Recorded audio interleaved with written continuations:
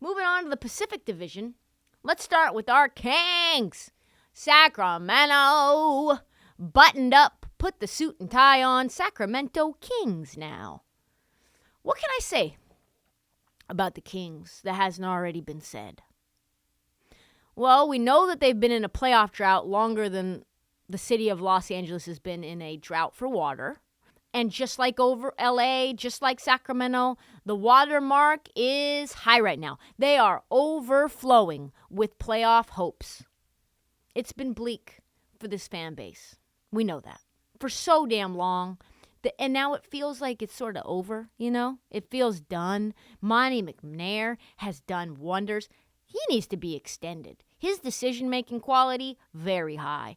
What he's done in terms of drafting players that make sense, the Sabonis trade, oh my God, the Sabonis trade was good. The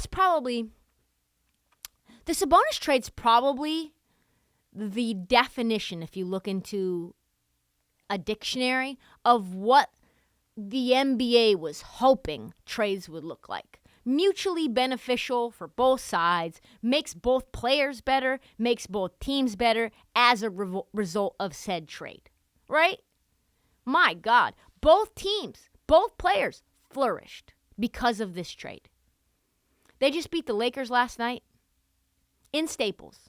You had people chanting, "Light the beam" in Staples, louder than you could even imagine. I think they turned Staples purple for the Kings last night.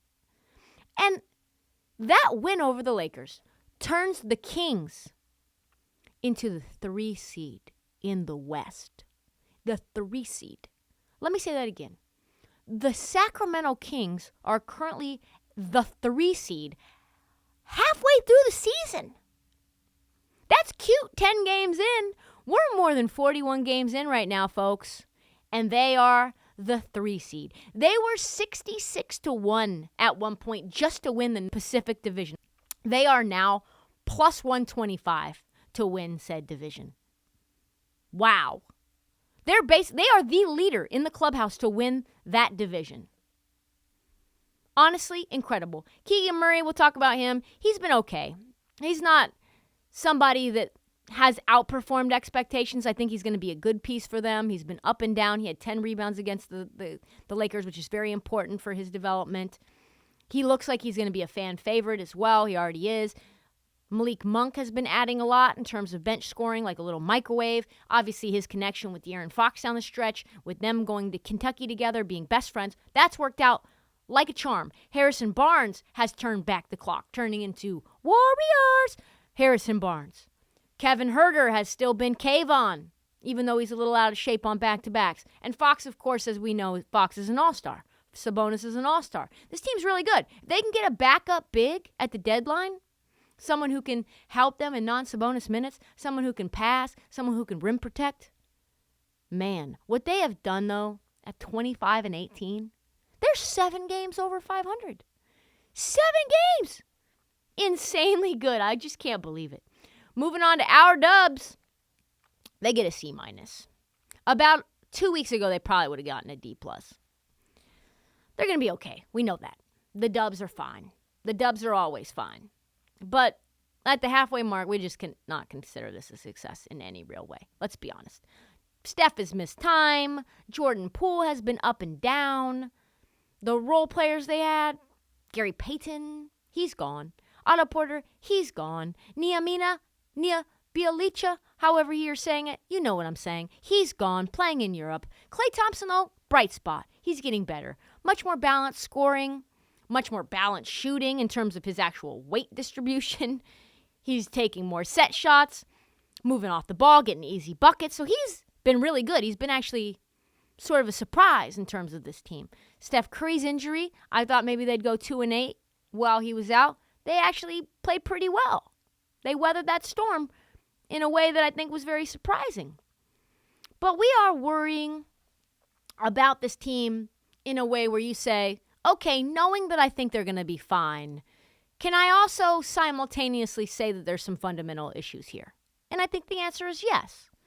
But we have to continue to have blind trust and blind faith in our Dubs Because what we know is when the lights get bright, as long as Steph is healthy, as long as Clay is healthy, as long as Draymond's healthy, as long as Kevon Looney is healthy, they're going to be able to turn up the volume, turn up the heat when the lights get bright. That's just the way it is. You saw it multiple games in a row. They go down 25, they go down 30, and then in the fourth quarter, they turn up the heat. They play the stifling defense. They turn you over. They make you nervous. They get you flustered. They get into transition. Then Steph hits, some of those 30-foot daggers that he hits. He does the little poo-poo motion. He does the little night-night sleep mask, and all of a sudden, a 30-point lead has disappeared, and now you are down 4. That's the Warriors. That's what they do. They always make it dramatic. They always want to do that, but we know that they're still capable of that. So with that being said, they get a C-. However, I'm not worried. Clippers, 8 seed right now. They get a C+. Don't know what to make of them. I don't know what to make of them. On one hand, their roster's very deep. Bucket getters everywhere. On the other hand, they've all been injured. They've all been out. Significant minutes, significant time. Kawhi, it's like a celebration when he plays 5 games in a row. It's only happened one time this season. He plays 3 games, takes 1 or 2 off, plays another 3, takes 1 or 2 off. That's his cycle. And that's like a good thing. That's like about as good as it's going to get for Kawhi right now. Paul George hasn't been healthy. John Wall has had signs of brilliance, and then he's on the bench. They are old as fuck right now. Like, that's what you get when you have guys who are in the latter stages of their career where they're like, ooh, my knees, ooh, my back, ooh, I got to take some time, put this icy hot on me. And you're like, oh, God, dude, like, are you guys going to be able to turn it on during the playoffs or nah? Like, I can't tell. Are we going to get Kawhi, the version of him, when he made that shot against Philly? Are we going to get Kawhi, the version when he wouldn't drive with his fucking team to go play the Phoenix Suns when he had an ACL tear, didn't even want to support them? Are we going to get the PG version of him when he played in Indiana? Are we going to get the version of PG when he turtled in the bubble and everybody started calling him Pandemic P? Are we getting PG-13? Are we getting Pandemic P? Are we getting Norm Powell when he won a chip?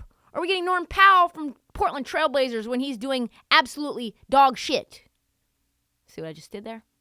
Are we going to get Rocco from his time in the Philadelphia 76ers when he was locking guys down? Are we getting Rocco getting fucking rim checked in a playoff game, losing the Portland Trailblazers series to the Denver Nuggets, throwing the ball out of bounds?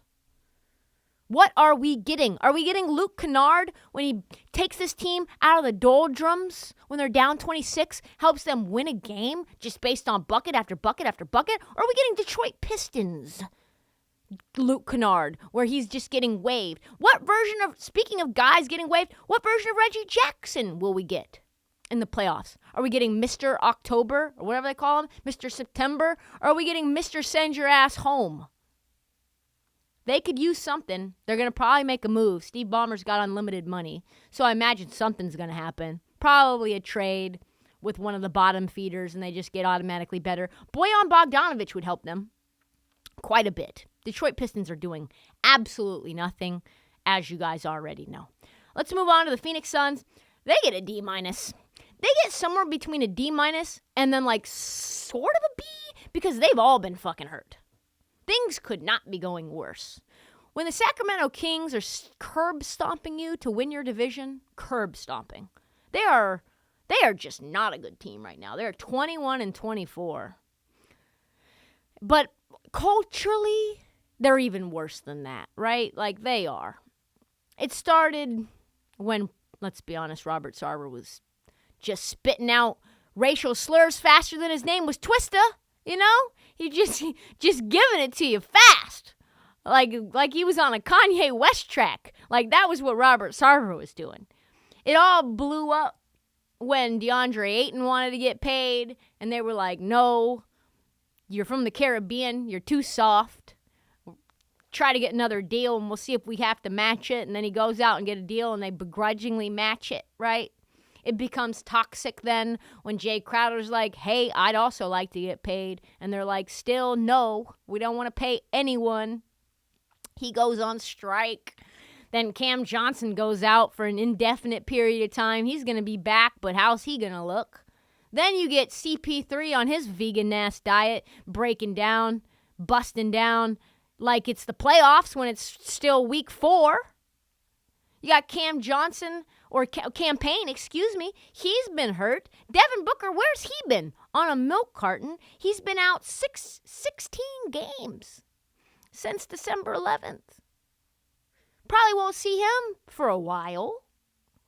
But the most troubling thing to me about the Suns is since December 1st, they've lost, since just December 1st, this is very critical, they've lost 10 games by 10 or more points, which is more than they had all of last year. And this is just since December 1st. 3 of those games are at home, which is the same amount of 10-point losses at the crib than they had all last year, too. So, I mean, they're getting taken to Pound Town. You know what I'm saying? And not in a great way. In a bad way. Sad way. And the Suns, they got to do something. They got to move Jay Crowder.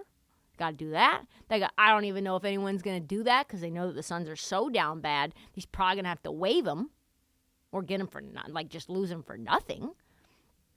They're blowing leads in the second half. Can you tell I'm not optimistic? Can you tell? And for the love of the Valley, they got to get Devin Booker back healthy. Can we get Kendall to go on the road with D-Book? Can we give her some sort of magic potion in her watermelon to feed to D-Book? This season's toast if we don't figure that shit out fast. Lakers are an interesting team, too. I would say D+.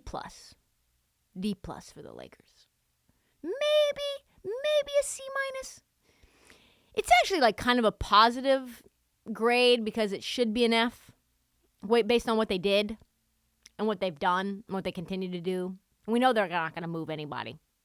We know they're not trading those 2 draft picks. Jeannie Buss has already gone on record. There's already whispers about, well, we're not trading those 25 and 27 first-round picks just to make the play-in. Ask Braun if he wants to make the play-in or not at all. Hey, we can move these 2 pieces and these 2 draft picks, and then we'll give you a shot in the play-in, or you guys can be the 15th seed. How you feel? I think Braun would say, yeah, let's try. Let's try. But she's not doing that. They've been in a bunch of games competitively. They have not been able to close many out. They have 8 games where they lost by 6 or less.